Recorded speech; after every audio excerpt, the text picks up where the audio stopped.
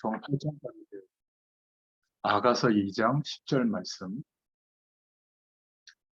네, 그 교재에 제가 적어놨습니다. 같이 봉독합니다. 나의 사랑하는 자가 내게 말하여 이르기를 나의 사랑 내 어여쁜 자야 일어나서 함께 가자. 네.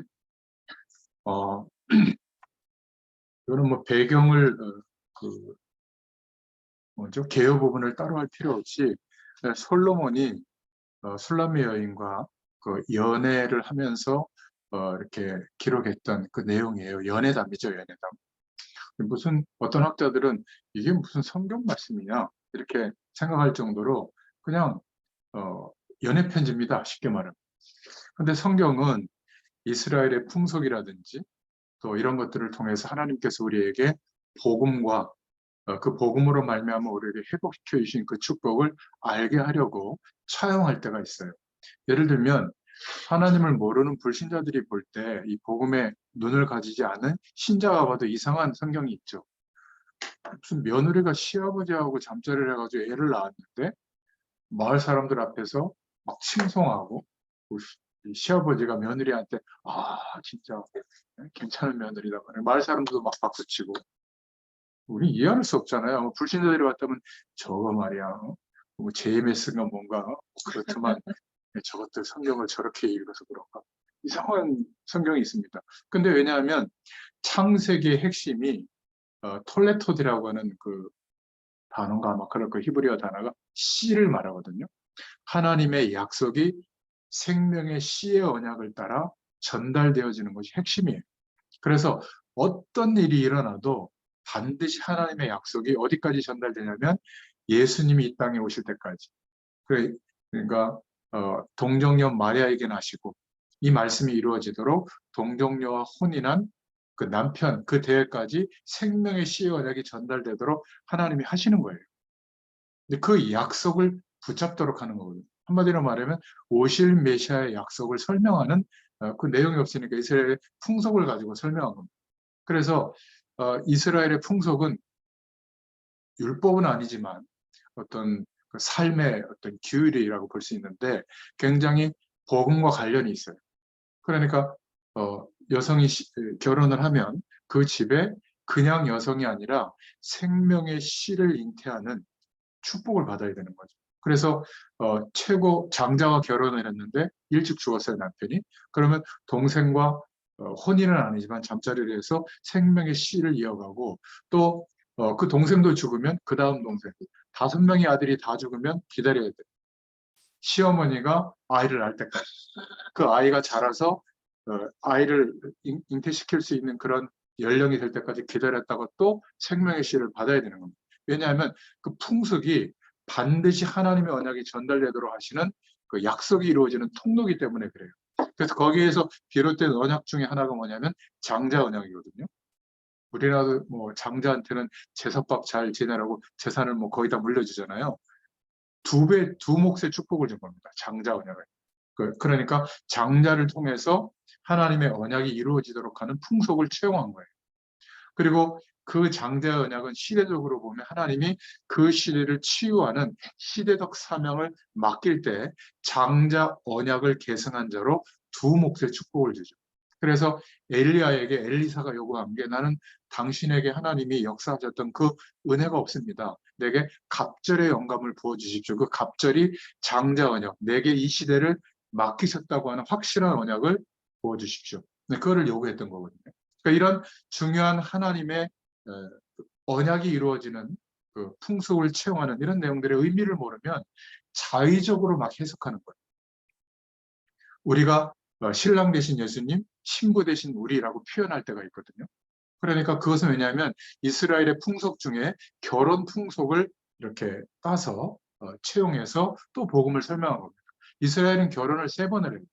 부모님들과 같이 모여서 정혼식을 하고 그리고 언제 올지 모르지만 밤늦게나 새벽에 오는데 신랑이 이제 신부집으로 오는 겁니다. 그래서 신부집에 도착하면 신부집에서 또 결혼식을 성대하게 치르고 끝나고 나면 또 신랑 집으로 가서 또 치러요.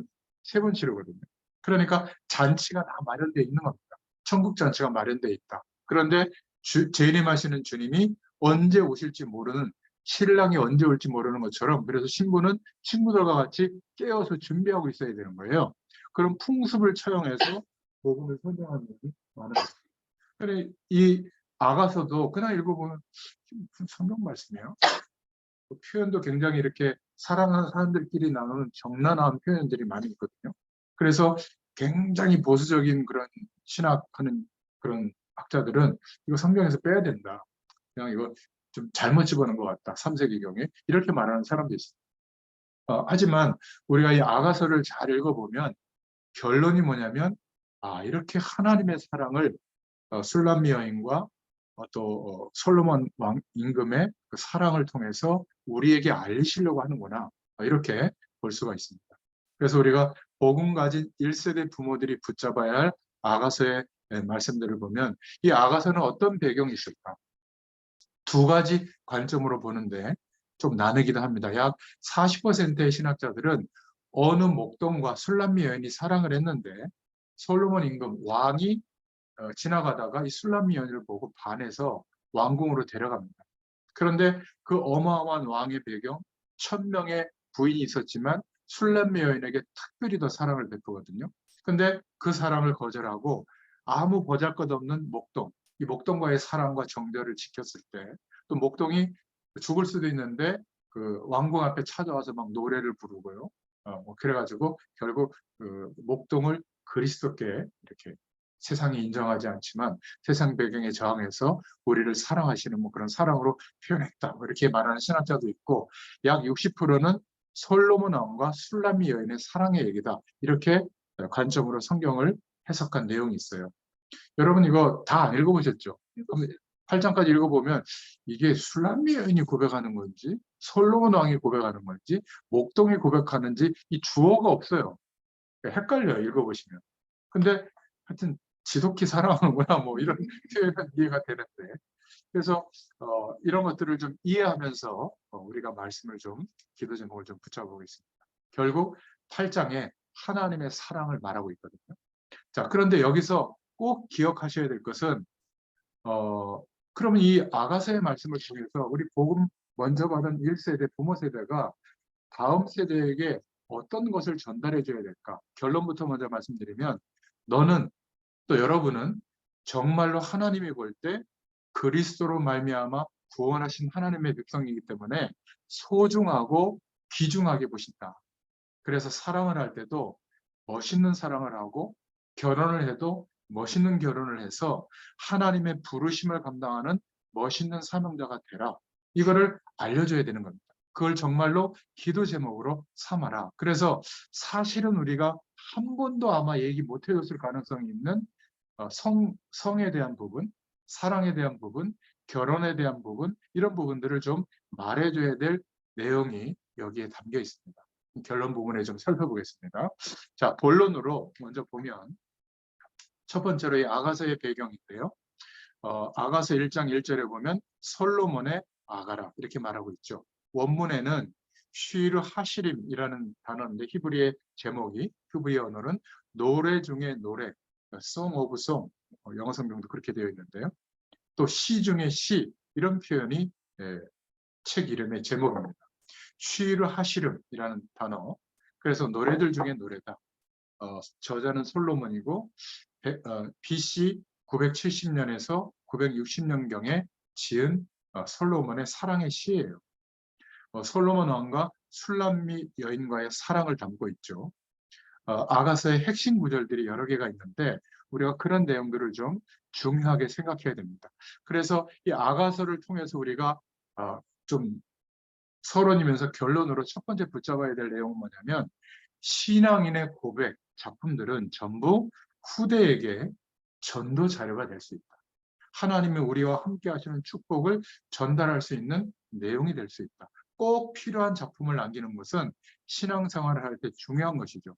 여러분 하나님의 은혜가 경험될 때가 있잖아요. 어떻게 합니까? 그냥 아멘하고 지나갑니까? 뭐 기록으로 남겨보세요. 하나님 은혜가 너무 감사하고 누구에게 보여주기 위한 게 아니라 하나님 앞에 그런 것들을 매일 적어보잖아요. 이게 굉장히 은혜가 됩니다. 이거를 저희 아버지도 제가 보내서 보고 있고 또 이 말씀을 저희 장모님도 듣고 있고요. 또 저희 집사람, 우리 애들 다 보고 있거든요. 그러니까 제가 무슨 얘기를 일부러 하지 않아도 제가 어떤 중심으로 살고 있고 어떤 고백을 하고 있는지를 알아요. 그러면 제가 완벽하게 사느냐? 실수투성이에요. 제가 예화하는 것 중에 숫자에 관련되는 거의 안 맞다고 보시면 돼요. 참 이상하게 숫자는 잘 이렇게 헷갈려요. 사랑이가 그런 얘기를 해줬다고 그래요. 무슨 한글도 못 깨우치고 가냐고. 내가 3살 때 한글을 스스로 독파해가지고 5살 때 도서관에 혼자 가서 엄마가 주는 돈으로 우동이 아니라 뭐 컵라면이니까 먹으면서 4시간 동안 갔다 오고 그랬는데 막 그런 얘기를 하더라고요. 그랬나? 아무튼 신앙인의 작품, 대단한 작품이 아니라 진실된 하나님께 고백하는 그런 내용들은 중요한 후대에게 신앙의 유산이 됩니다. 다윗이 일부러 기록한 게 아니라 그 은혜를 기록한 게 시편의 73편이나 담겨졌고요. 지금 솔로몬이 남겼던 글, 아가서나 전도서나 잠언서가 우리에게 언약으로 붙잡을 수 있는 말씀으로 기록되어졌죠.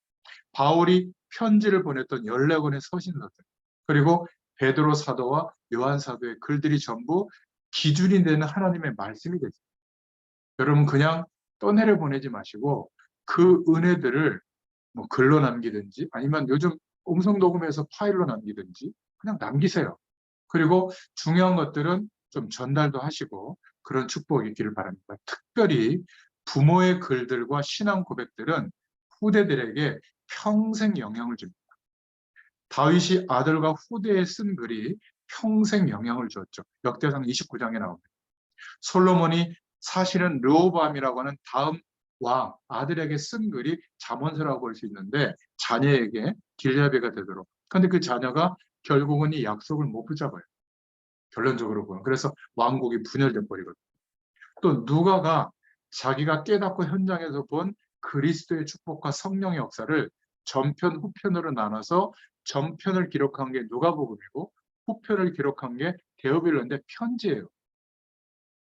그 유대인 나라에 파송되어진 로마의 총독이 데오빌로거든요. 총독에게 주치의인데 보내진 편지입니다. 이게 성경에 지금 들어와 있는 겁니다. 그러니까 기준이 되는 성경은 아니지만 우리의 신앙 고백과 글들 또 하나님 앞에 은혜 받은 것들이 남겨진다면 또 다른 시편, 또 다른 잠언, 또 다른 전도서가 될 줄로 믿습니다. 우리가 실패했을 때 깨달은 경험들도 있잖아요. 그것도 굉장히 중요해요.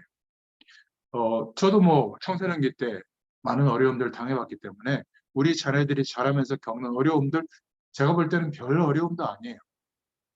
그럴 때 제가 담대하게 괜찮다. 정말 하나님 바라볼 수 있는 기회다. 뭐 우리 딸이 지금 저 가 있잖아요. 아니 방세 한 달치를 못 보내줬다니까. 제가 능력이 됩니까? 좀 미안하고 좀 짠하기도 한데 신기한 것은 얘가 부모의 배경이 있을 때는 그렇지 않았지만 세밀하게 하나님이 인도하고 있는 것을 기도하고 특히 주일 예배를 통해서 그렇게 별로 신경 안 썼었거든요. 근데 말씀과 삶 속에서 하나님의 인도를 보고 있는 거예요. 얼마나 세밀하게 인도하는지. 그러니까 자기 그 살고 있는 집, 그 에어비앤비 거기 원래 갔던 데인데 그냥 거기서 6개월 있기로 결정했는데 아침 저녁으로 막 챙겨준대요. 뭐 식사 같은 거를. 그리고 알바하는 그 한국 식당에서 조선족이 사장인데 한국 사람들은 그렇게 안 하는데 그 메뉴보다 더 막 그렇게 해가지고 직원들 2끼를 막 먹여주고 한 주일에 뭐 10유로도 거의 안 쓸 만큼 그렇게 살고 있다는 거예요. 그러니까 참 하나님이 일하고 있구나. 더 감사한 것은 모든 것을 저처럼 하나님 바라보는 심령으로 바꿔가고 있다는 그럼 된 거 아니겠어요? 한 달도 안 됐는데 거의 적응을 다 한 것 같아요. 왜 그 뭐야 그 가이드 그거 어렵잖아요. 근데 또 역사학과 출신이라 한 번 보통 2달인가 3달 그거를 배워야 되는데 한 번 사장이 데리고 나가더니 그냥 맡기더래요. 투입이 돼. 자기는 이렇게 떠드는 걸 좋아하는데 해보니까 적성에 맞는 우리는 집에서 떠들면 그만 좀 맨날 그 얘기 뭐 어디가 어떻고 저떻고 했는데 그 얘기를 이제 와서 일부러 더 많이 얘기를 해주면 좋은 사람들이 워킹 투어라고 이렇게 차 타고 하는 게 아니라 뭐 그런 걸 하니까 좋은가 봐요. 제가 사실은 걱정이 많이 됐거든요. 생각해보세요. 딸아이가 해외 나가가지고 어디 연고자도 없어요. 그냥 덜렁 가가지고. 근데 그렇게 하나님이 헤쳐나가도록 길을 열어 주시는 걸 보니까 아, 됐구나. 그리고 거기에 또 선교사님이 기도하고 있잖아요. 그리고 또 일꾼이 하나 들어온 거 아니겠어요? 얘가 이제 랩런트에 대한 마음이 있기 때문에 어린이 예배가 없대요. 후대들 두고 또 기도하고 있던데 참 감사했어요. 그러니까 제가 지금 말씀드리려고 하는 내용은 뭐냐면 아가서의 내용도 내용이지만 우리의 믿음의 고백들이 후대들에게 평생 영향을 주게 될 줄은. 근데 언제 이런 영향이 가는 줄 아세요? 가장 어려움을 겪고 있습니다. 본인들의 잘못이든 환경적인 어려움이든 그럴 때 우리가 겉봐라, 내 그럴 줄 알았다, 예배도 안 드리더니 우리 이런 얘기 주로 하잖아요. 그때 이제 믿음의 고백을 우리가 하는 거죠. 사실은 엄마도 연약하고 아빠도 연약하고 힘든데 예배 중심으로 또 주시는 말씀 중심으로 목사님의 말이라고 생각하지 않고 하나님이 나에게 주신 말씀이라고 생각하고 묵상하면서 인도받는 것밖에 없다. 너도 봐서 알지만. 근데 은혜 받으라는 말이 아니라 한 주일의 시작을 주일날 교회 가서 예배 중심으로 한 주일이 시작되는 거하고 열심히 사는 거하고 완전 다르다. 그러니까 우리 아이들에게 제가 이 말을 하면 이제 알아들어요. 이게 얼마나 감사한지 모르겠어요. 제가 만약에 막 공부를 강조하고 제가 막 슈퍼 엘리트고 이러면 저도 그거를 많이 얘기했겠죠. 근데 저는 슈퍼 엘리트가 아니라 거의 아마 예전에 여러분들이 저를 보셨으면 아마 상정하기 싫은 인간이었을 거예요. 많이 나아진 게 이 정도예요. 하여튼 뭐 우리 집사람이 저 처음 만났을 때 한 말이 재수없어 뭐 이랬으니까 지금도 약간 그런 모습은 있는데 제가 여러분들에게 정말 말씀드리려 하는 게 뭐냐면 하나님의 약속이 말씀이 내가 정말 존중되어지기를 바랍니다. 어떤 것보다. 그러면 그 말씀을 믿게 돼 있어요. 언제 더 믿죠? 어려울 때, 문제 가운데 있을 때 우리는 대강대강 신앙생활하는 사람은 도망갑니다. 근데 기독교인들은 정말 하나님의 사랑을 체험한 사람들은 어떻게 하죠? 위기 때 순교해요. 달라요. 위기 때 어려운 상황에서 더 말씀에 순종하는 선택을 합니다. 하라가 아니라 하나님의 사랑을 경험하고 있는 사람은 그렇게 되게 돼 있어요. 우리 후대들이, 다음 세대들이 우리를 통해서 이 배경이 전달될 수 있기를 바랍니다. 두 번째 우리 메시지가 아가서 8장 6절부터 7절에 어느 목동의 사랑의 입장에서 한번 보자고요. 솔로몬의 얘기가 아니라 솔로몬이 그런 내용을 썼지만 어느 목동이 끝까지 술람미 여인을 사랑하는 내용이라고 보는 학자도 있습니다. 대부분의 학자들은 솔로몬과 술람미 여인의 사랑이라고 그러는데요. 저도 그렇게 생각합니다. 그런데 내용을 가만히 이렇게 읽어보면 훨씬 목동과의 사랑이 아닐까 이렇게 생각할 대목들이 많아요. 뭐 이 사람에게 하는 말인지 저 사람에게 하는 말인지 좀 헷갈릴 수도 있는데 그러면 랩런트들이 아가서를 보면 이해하겠습니까? 그래서 우리가 조금 뭔가 성경을 가지고 대화할 때 뮤지컬을 가지고 좀 설명해도 좋을 정도로 아주 굉장히 사랑의 내용들이 참 많이 있습니다. 솔로몬이 가다가 술람미 여인을 발견했죠. 왕궁으로 데려갑니다. 결혼하자고 설득하는데 이 술람미 여인이 끝까지 안 합니다. 왜냐하면 자기가 사랑하는 목동이 있다는 거죠. 이 목동이 그 왕궁 주변에 찾아와서 여자를 만나려고 헤매고 막 찬양을 하고 노래를 하고 막 그런 장면이 나옵니다. 그런 내용들로 가득 차 있거든요. 결국 솔로몬이 이 여자를 빼앗지 못했다. 그런 내용이에요. 그 어마어마한 왕권이 이 둘 사이의 사랑을 누리지 못하고 이 목동이 결국 이 여자를 찾아내서 사랑하게 됐다. 이렇게 보는 학자들도 있습니다. 그러니까 대부분의 뛰어난 신학자들은 솔로몬의 사랑이라고 보고 있는데 자 이런 견해를 놓고 볼 때 어느 목동의 진실한 사랑이 모든 것을 이겼다. 이런 결론이 나오게 되는 거죠. 그래서 이렇게 본 학자들은 그리스도로 비유를 해서 이 목동을 대입해서 이 아가서를 보고 있는 겁니다.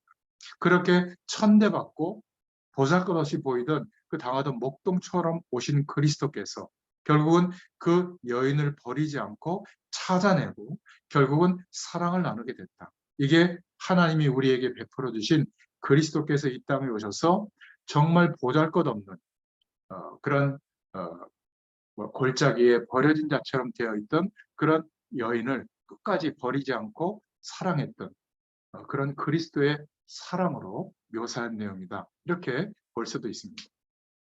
그러니까 목자와 술람미는 무엇으로도 살 수 없는 사랑을 고백했다. 8장에 그렇게 마무리가 되고 사랑을 나누는 승리로 끝나게 됐다. 이렇게 볼 수가 있는 거죠. 총 6장면으로 볼 수 있는데 첫 번째 장면은 아가서 1장에 나오죠. 왕이 술람미를 천막으로 부르고 또 술람미는 왕의 구호를 거절하는 장면.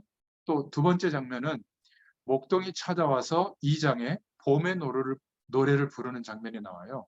또 꿈속에서도 애인을 찾는 장면이 나오죠. 세 번째 장면은 아가서 3장인데 왕이 다시 술람미 여인을 유혹하는 장면이 나옵니다. 4장에 보면 애인이 찾아와서 또 술람미 여인의 아름다움을 찬송하는 장면이 나와요. 네 번째 장면으로는 목동과 드디어 5장에서 만나게 되죠. 그리고 다섯 번째 장면으로는 6장에 왕을 참배합니다. 연약한 목동이 왕의 권력을 이기고 사랑을 되찾는 장면이 7장에 나오죠. 그리고 귀양할 것을 권고받는 장면이 7장 11절부터 8장 4절에 나옵니다. 마지막 여섯 번째 장면으로 사랑의 능력으로 귀양을 결정하고 8장 5절부터 7절에 그리고 승리를 한 증언을 고백합니다. 8장 8절부터 14절 이렇게 해석할 수도 있어요. 그러니까 진실한 사랑을 하는 자는 참 행복자다. 그 사랑을 아무도 끊을 수 없다. 아가서 4장 12절에 고백하고 있는데 우리가 정말 그리스도에 대한 진짜 사랑을 고백하고 있다면 진정한 행복이 회복될 것이다. 그리스도에 대한 진짜 사랑을 알지 못한다면 상황과 여건에 흔들릴 수밖에 없다. 이런 메시지를 담고 있죠. 자, 세 번째로 기도 제목을 붙잡을 것은 아가서 1장 2절부터 3절을 근거로 드디어 솔로몬 왕과 술람미 여인의 사랑으로 보는 견해입니다. 이스라엘의 왕 가운데 가장 어마어마한 하나님의 축복을 받았던 부귀 영화를 누린 왕이 솔로몬 왕이죠. 그 부귀 영화를 누린 왕이 최고로 사랑하는 사람이 있었는데 술람미 여인이었다. 이 핵심이 뭐냐면 비교 대상이 안 되는 거예요. 그러니까 어마어마한 능력과 힘을 가진 왕이 저 버려진 자 같은 그 게델의 장막에 있는 것과 비교했거든요. 솔로몬의 휘장 속에 있는 것과 읽어보시면 그러니까 그런 비천한 술람미 여인에게 찾아온 거예요. 왕이. 술람미 여인이 아무리 찾아도 왕을 어떻게 만날 수 있겠습니까? 그러니까 하나님께서 우리를 구원하시려고 그리스도로 우리에게 찾아와 주신 그 사랑을 말하는 것이다. 이렇게 해석을 하기도 합니다. 그러니까 결국 솔로몬과 술람미 여인이 결혼식까지 올린다. 이렇게 보게 된 거죠. 사랑의 힘은 신분, 환경, 모든 것을 이길 수가 있다. 그래서 솔로몬이 1장 1절부터 2장 7절에 술람미 여인에게 사랑하는 것을 표현하는 장면으로 보고요. 또 만남의 헤어짐의 과정을 겪죠. 2장 8절부터 3장 5절까지 어떤 방해로도 이 둘의 사랑을 막을 수가 없다. 그리고 3장 6절부터 5장 1절까지 축복 속에 성대한 결혼식을 올리게 되고 아가서 5장 2절부터 8장 4절에 잃었던 사랑을 되찾게 된다. 그리고 성숙한 사랑으로 발전하게 된다. 이렇게 결론을 맺습니다. 사랑의 힘은 신분, 환경, 모든 것을 이길 수가 있다.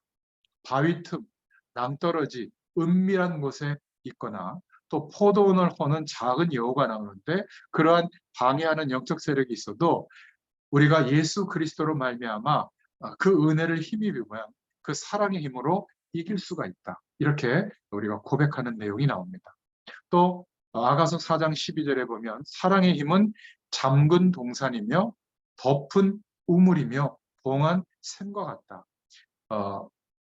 그렇게 요구를 했는데요. 솔로몬 왕이 요구한 것은 잠근 동산, 덮은 우물, 봉한 샘과 같다. 쉽게 말하면 어떤 외부의 조건도 그 동산 안에 우물, 아예 홍수가 져도 샘의 근원조차도 봉해놨기 때문에 침범할 수가 없다. 우리가 예수 그리스도로 말미암아 하나님의 사랑을 경험하면 우리의 인생은 하나님이 이렇게 책임지시고 인도하신다. 이렇게 볼 수 있는 겁니다. 또 아가서 8장 6절부터 7절에 이 하나님의 사랑을 체험하면 죽음같이 이 사랑은 강하고 또 그 어떤 외부의 조건도 이 하나님과의 관계, 사랑을 끄지 못하고 홍수라도 삼키지 못할 만큼 강하다. 그래서 사랑의 표현을 아가서 4장 12절에 잠근 동산이고, 그러니까 동산이 있는데 문을 잠궈놓은 거죠. 그 안에 우물이 있는데 우물도 덮어놓고 또 그 우물이 샘이 있잖아요. 샘의 근원도 봉해놓은 것과 같다. 이렇게 표현한 겁니다. 자, 마지막 네 번째로 아가서 8장 6절부터 7절에 어떤 결론이 나오는가 하면 이것이 바로 하나님의 사랑을 표현한 것이다. 여러 가지 표현을 들어서 하나님의 사랑을 우리에게 설명하고 있다. 아가서를 통해서. 그래서 우리는 이 땅에서 가장 진실한 사랑을 찾아야 될 줄로 믿습니다. 뭐 사람들과의 사랑도 있고 부부간의 사랑도 있고 자녀들과의 사랑도 있는데 이 세상에 진짜 하나님의 사랑을 경험해야 될 줄로 믿습니다. 왕 같은 하나님이 술람미 같은 우리를 사랑하시되 모든 것을 다 주며 사랑하신다. 그러니까 왕 같은 그리스도께서 아무 힘이 없던 재앙과 저주 가운데 있던 술람미 같은 그런 여인을 찾아와서 사랑의 대상으로 사랑했듯이 하나님께서 우리를 그렇게 사랑하신다. 자녀를 볼 때도 이 마음이 있기를 바랍니다. 술람미가 성경에 보면 얼굴도 타고 좀 까맸나 봐요. 뭐 중동 지역의 여인이었든지. 또 그 게델의 장막에서 일하는 천한 여자처럼 표현을 했습니다. 솔로몬이 잠시 사랑한 것이 아니라 끝까지 사랑하는 것으로 표현하고 있죠. 이게 바로 사랑의 표현이라고 본 겁니다. 아가서 1장 5절에 게달의 장막 같은 우리를 사랑하신다. 술람미 여인처럼. 또 아가서 1장 6절에 햇볕에 거무스레한 신부를 사랑한다. 아가서 2장 8절부터 17절에 세상 유혹에 흔들리는 신부를 사랑하신다. 또 아가서 3장 1절부터 11절에 신랑을 버리고 간 신부를 사랑한다. 또 아가서 6장 11절부터 아가서 7장 9절에 왕이 여인을 찬미하는 장면이 나옵니다. 그러니까 또 다른 각도로 한 목동과 술람미 여인의 사랑처럼 하나님은 메시아를 보내셔서 우리를 사랑하신다. 이렇게 본 견해도 있는 거죠.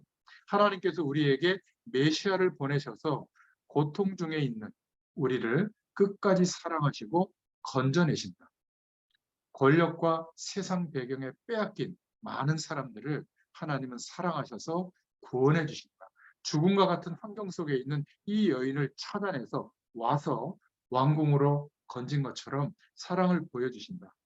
또 술람미 여인은 진실한 사랑을 위해 모든 것을 거절하는 그런 것처럼 우리의 신앙을 하나님이 보시기도 하신다. 그래서 인간은 이 세상에서 가장 진실한 사랑을 찾아야 될 줄로 믿습니다. 가장 진실한 사랑을 만난다면 가장 행복한 사람이 될 줄로 믿습니다. 대부분의 사람들은 어떻게 생각하냐면 그래서 결과적으로는 부자 되고 그래서 결과적으로는 내게 드려졌던 문제가 해결되고 그래서 결과적으로는 우리 후대들이 잘 먹고 잘 살게 되고 물론 그렇죠. 근데 그거 이전에 내가 하나님의 사랑을 경험한 이것이 우리 후대들에게 내가 사는 이유로 전달될 수 있기를 축원드립니다. 이 땅에 사람을 통해서 환경을 통해서 찾을 수 있는 그런 진실한 사랑은 없어요. 경험해 보고 계시죠? 그렇지 않습니까? 아무리 사랑해도 결혼해도 그 사랑이 나를 채워주지 못해요. 의지하면 의지할수록 상처받습니다. 그게 사람과의 관계예요. 사람은 사랑해줘야 될 대상이지 이 사람으로부터 내가 위로를 받는 대상이 아니에요. 하나님으로 만족한 인생이 돼야 돼요. 그러면 사랑해줄 수가 있어요. 기다려줄 수도 있고 용서해줄 수도 있습니다. 이런 사랑의 힘이 없다면 하나님으로 만족하는 이 힘이 없다면 미안하지만 자녀를 통해서 내가 보상받으려고 하는 거예요. 잘 되도록 해서. 그렇지 않습니까? 저는 3명의 아이들을 키워보면서 제가 키운 건 아니지만 셋 다 다르고요. 정반대인 경우도 많고요.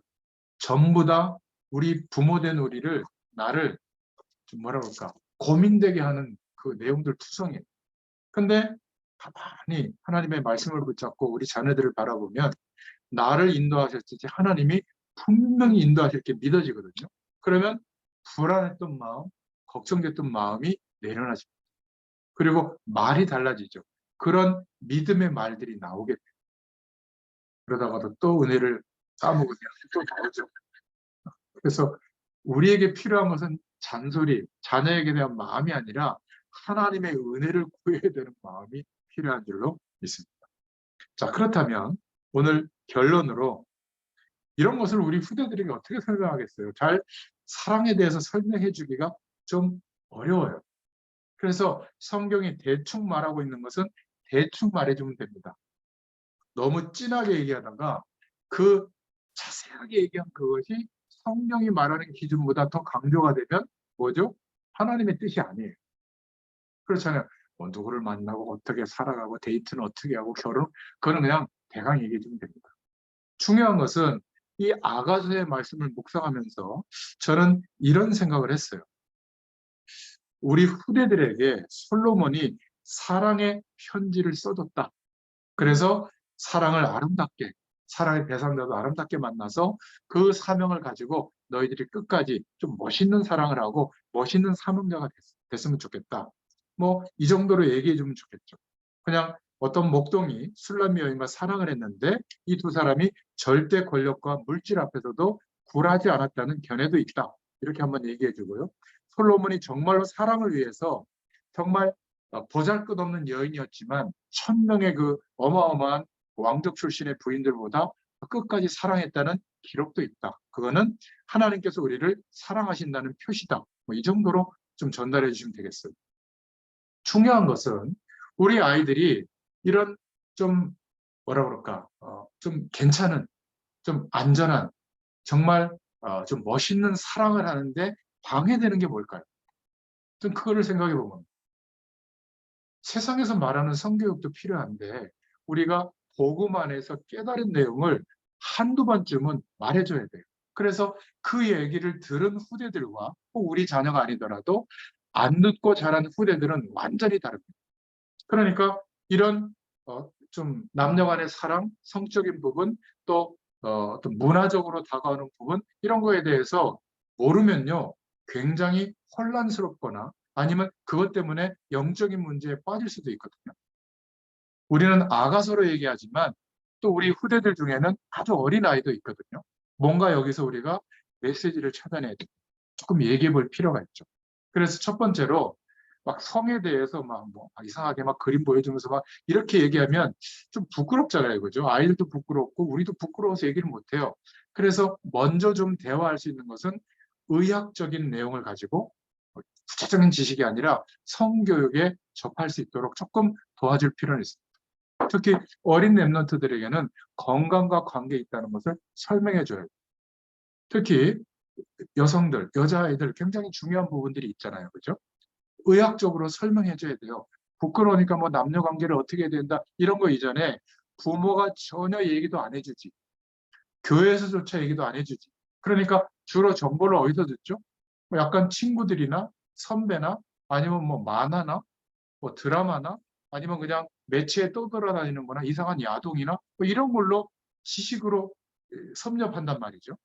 그러니까 너무 부정적으로 얘기하지 말고 좀 건전하게 말해줄 필요가 있다.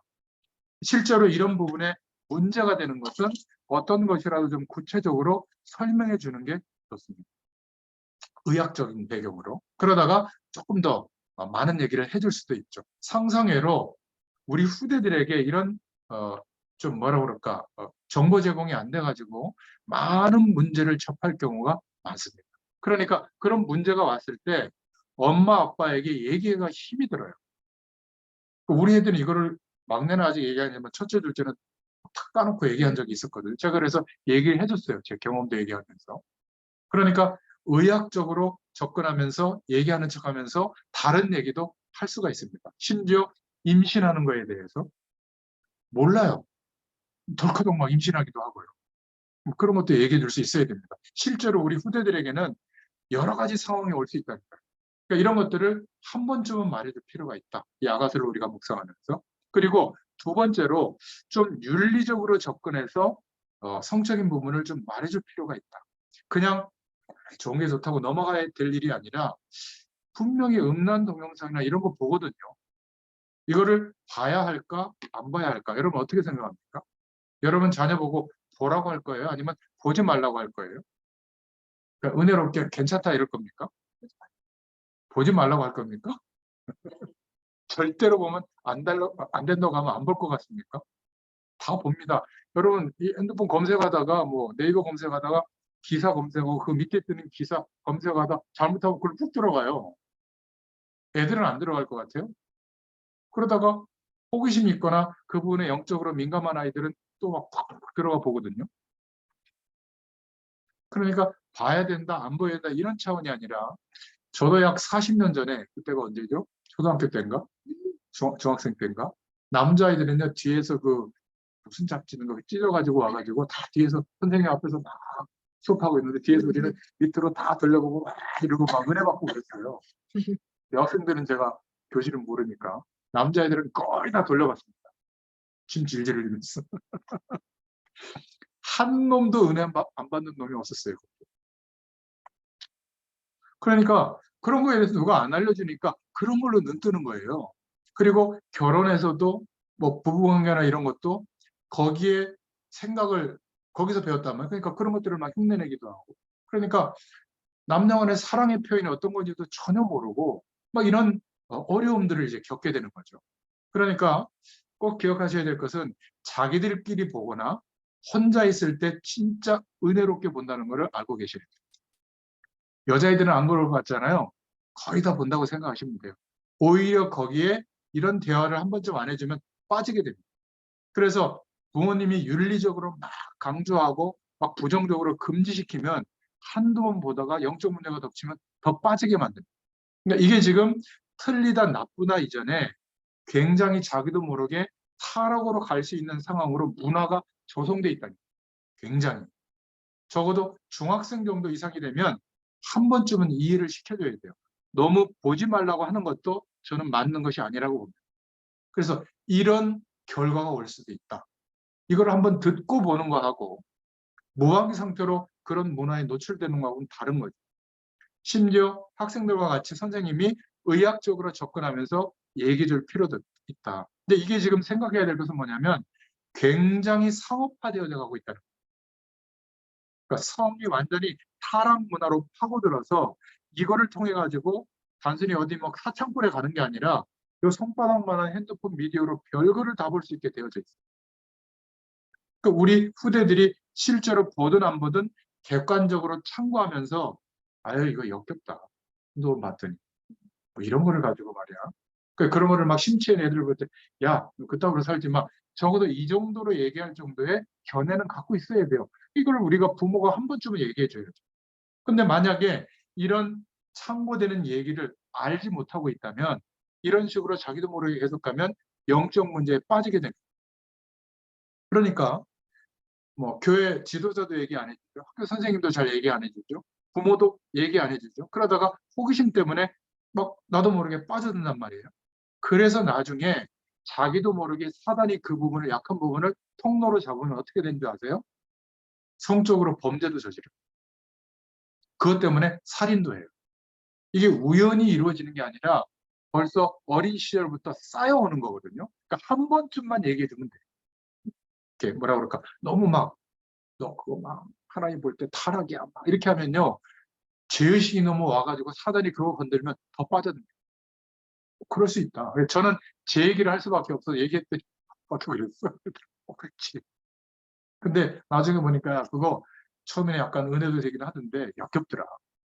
마치 이게 사랑의 전무인 것처럼 생각하면 너 나중에 결혼했을 때 힘들다. 지금부터 그런 거 막 심취하지 말고 가만히 쳐다보면 마귀가 그거를 통해서 내 생각을 사로잡는 거다. 너 지금 은혜를 놓치니까 그런 게 더 기쁘고 즐겁지 않냐? 고민해봐라. 알아듣더라고요. 그렇다고 안 보겠어요? 또 보겠죠. 볼 수도 있겠죠. 그러나 경각심을 갖고 보는 거하고 그런 문화에 노출되는 거하고 완전히 다릅니다. 여러분, 돈 벌려고 열심히 몰두하는 문화나 이거랑 똑같아요. 윤리적으로 약간 더 문제가 있게 우리가 봐서 그렇지. 그렇잖아요? 술, 담배는 나쁘고 커피에 빠지는 건 좋아요? 똑같아요. 그 중독되는 거. 이런 것들을 조금 부모로서 맞다 틀리다 이전에 한 번쯤은 얘기해 줄 필요가 있다. 근데 너무 보수적이면요. 의외로 성에 대해서 완전히 막 두려워서 거절하는 사람이 되거나 아니면 어느 날 갑자기 영적 문제가 돼가지고 이상한 애가 되거나 둘 중에 하나가 됩니다. 그냥 자연스러워요. 커가면서. 그렇지 않겠어요?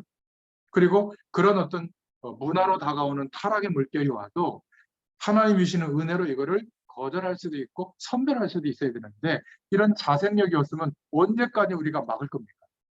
불가능해요. 이제는 문화로 막 파고들기 때문에 타락, 상업화된 문화로 파고들기 때문에 그러니까 이런 무시무시한 범죄까지도 갈 수 있다는 것을 염두에 두고 그 아이가 나빠서가 아니에요. 우리 부모가 이런 부분에까지 사실은 사단이 역사하고 있다는 것을 기억하고 한 번쯤은 대화해 볼 필요가 있다. 아가서의 말씀을 우리가 생각하면서. 그리고 세 번째는 좀 좋은 결혼 준비를 할 수 있다. 고등학생, 대학생, 청년이 되면 좀 옛날에 들어보지 못했지만 좋은 결혼에 대한 준비를 시킬 필요가 있다. 그래서 무작정 손잡고 뽀뽀하고 뭐 잠자리 했다고 결혼할 게 아니라 그거는 연애 중에 한 행위다. 성인은 그럴 수 있다. 그런데 그게 결혼과 동일시돼야 되는 것은 아니다. 결혼은 좀 다른 부분이다. 알려줘야 돼요. 그렇잖아요? 그러니까 절대로 막을 수 없는 게 뭐냐면 우리 후대들의 영적 상태에 의해서 사람을 만나게 된다. 사랑하는 사람들. 이걸 알려줘야 돼요. 내가 결혼했을 때 그 영적 상태에 맞게 아빠도 만났고 또 이런 결혼 생활을 한 거다. 너도 그럴 수 있다. 이거 알려줘야 돼요. 그런 사람을 만나라 만나지 마. 이거는 벌써 틀린 대화예요. 네가 지금 네 영적 상태에 맞는 사람을 선택하게 되는 거다. 근데 네가 하나님의 은혜를 누리고 있으면 그런 대상자를 만나게 됩니다. 누가 뭐래도 이건 틀림없어요. 영적 진리입니다. 내 영적 상태에 의해서 만나지게 되어 있거든요. 이 시간에 이런 만남은 우리의 영적 상태에 따라서 지속이 되는 겁니다. 원래 이런 만남이 있었죠. 우리가 살아가는 매일매일의 삶 속에 복음을 생각하고 함께 기도하고 전도와 선교를 꿈꾸는 이런 사람들의 만남이 존재했었어요. 근데 우리의 삶 속에 오늘이 화요일 10시 반에 장재현 집사님의 집에서 이런 만남이 내 인생에도 허용이 된 거죠. 하나님이 허락해 주신 거죠. 그러니까 우리 후대들도 그냥 막 가슴이 두근거리고 막 이렇게 막 불타가지고 말이야.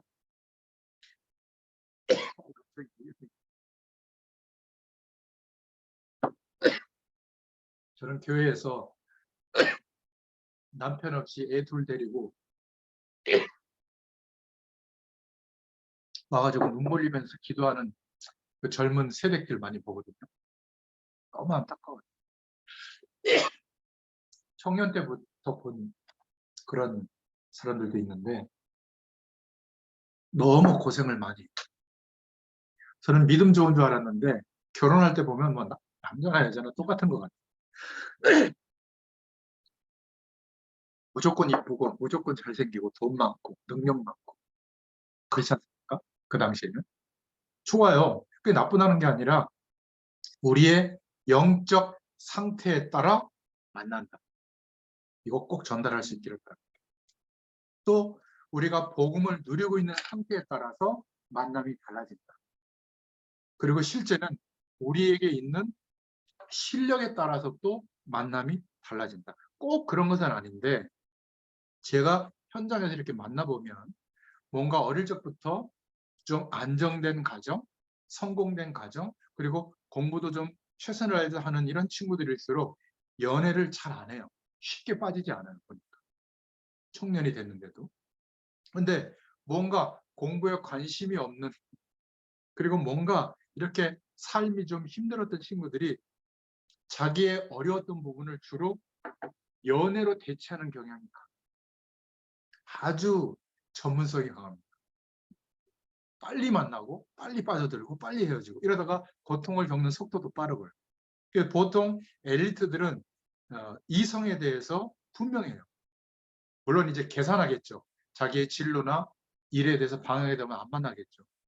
그러니까 뭔가 이렇게 성공된 엘리트가 아닐수록 이런 부분에 좀 허술해요. 꼭 그런 건 아닌데 보통 그런 면이 많은 것 같더라고요. 그러니까 너무나도 쉽게 이런 부분에 허용되어져서 그 나머지 인생의 많은 시간을 허비한다면 너무 안타까운 겁니다. 그래서 우리가 한 번쯤은 이 아가서의 말씀을 생각하면서 이런 부분은 좀 대화를 해줘야 되겠다. 우리가 성공된 사람이기 때문에 후대에게 말해주라는 게 아닙니다. 우리의 모습 그대로 중요한 영적 사실을 알릴 수 있기를 바랍니다. 절대로 막을 수 없는 게 우리 후대들의 영적 상태에 맞게 사람을 만난다. 그래서 이게 참 중요한 것 같아요. 그러니까 연애를 하지 말라는 말이 절대 아닙니다. 이걸 한번 들으면 듣고 난 뒤에 보는 눈하고 모르고 접하는 거하고는 많이 차이가 날 줄로 믿습니다.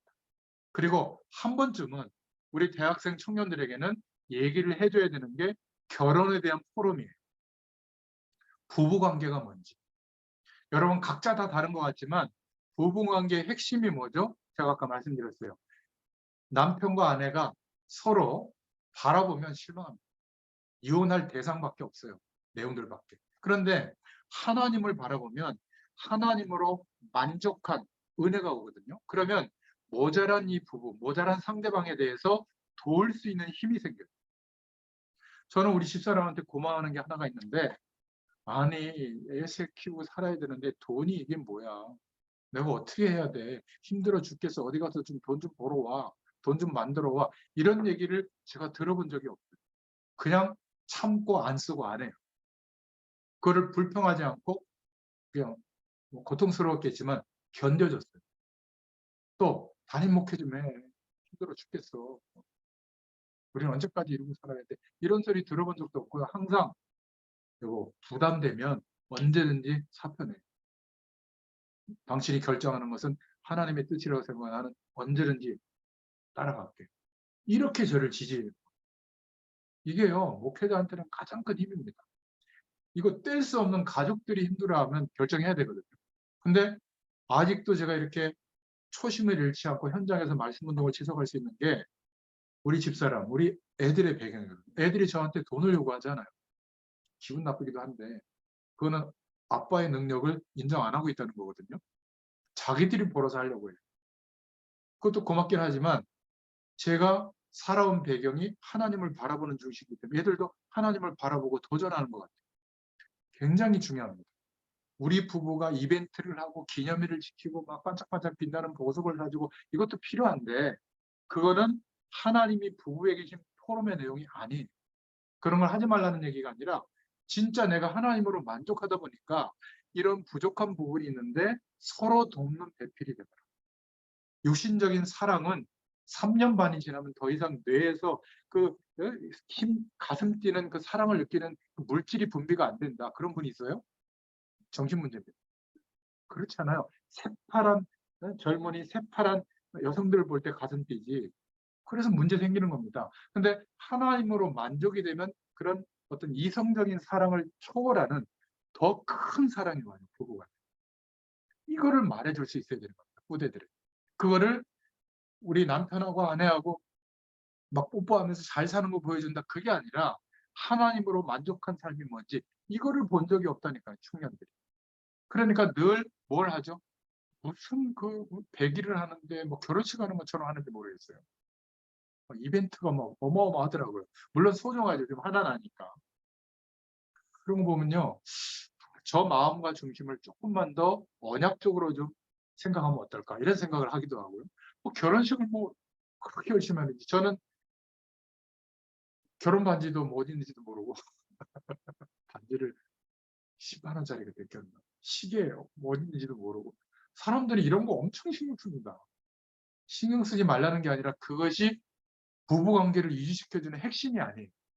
믿음의 관계거든요. 이 사람이 나한테 잘해줘서 믿는 게 아니라 뭐죠? 하나님으로 만족하기 때문에 믿음의 대상이 되는 거예요. 안 그러면 육신적으로 생각해 보세요. 나이가 들수록 골치 아픈 존재가 됩니다. 자녀는 뭐죠? 내 인생의 꿈을 이루는 대상이 아니에요. 우리 부모의 꿈을 이루는 대상이 절대 아닙니다. 성경은 뭐라고 말했죠? 자녀는 하나님이 주신 기업이다. 하나님이 인도하고 있는 세계복음화를 이룰 하나님의 약속이 담긴 후대예요. 어떻게 하면 되죠?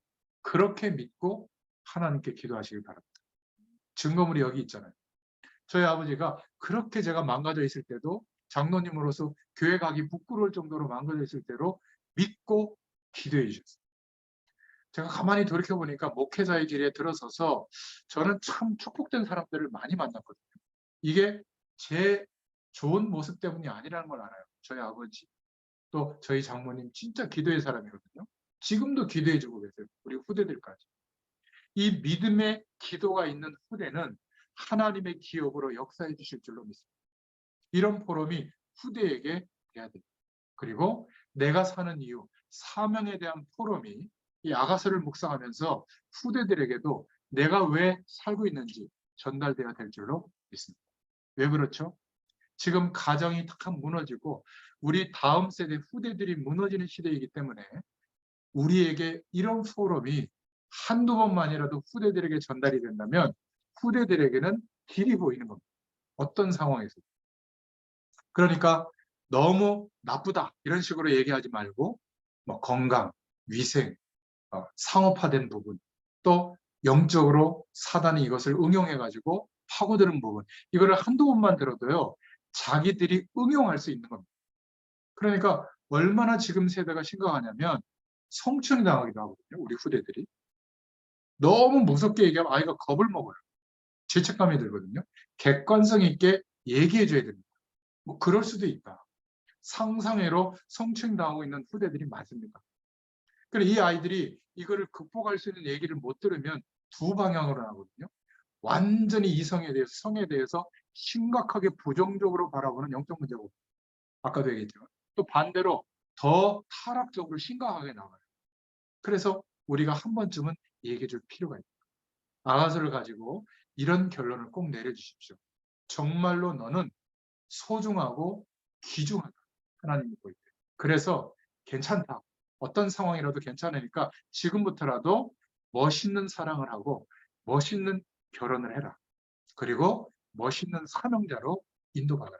네가 지금부터라도 이것을 기도 제목으로 살아라. 이렇게 말해줄 필요가 있는 줄로 믿습니다. 이런 표현을 못 해줘서 충분한 지식을 몰라서 헤매고 있는 거거든요. 그러니까 인생의 많은 고통을 경험하면서 깨닫게 되면 참 힘들어요.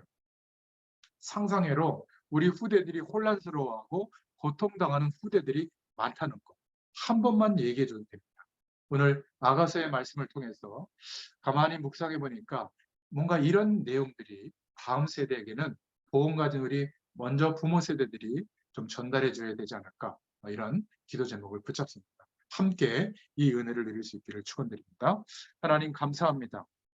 아가서의 말씀을 통해서 솔로몬을 통하여 그 모든 배경으로도 감당할 수 없었던 술람미 여인과의 사랑, 끝까지 사랑했던 그 내용을 통하여 하나님의 사랑을 생각해보고 경험할 수 있도록 은혜를 베풀어 주셔서 감사합니다. 우리는 물론이거니와 다음 세대에게 정말 하나님의 사랑을 받은 자로 아름다운 만남, 또 아름다운 사명을 감당하는 가장 멋있는 하나님의 사람으로 세워져 갈 수 있도록 하나님께서 역사하여 주시옵소서.